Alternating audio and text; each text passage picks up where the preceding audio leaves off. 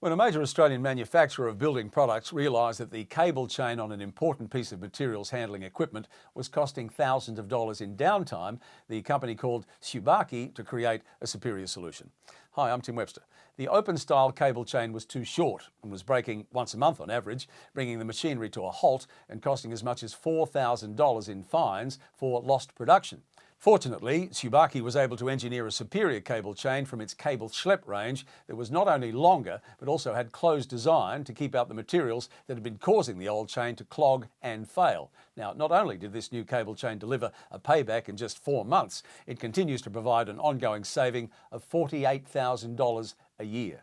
Find out how Tsubaki's cable schlep cable chains can provide further ongoing savings for you at tsubaki.com.au.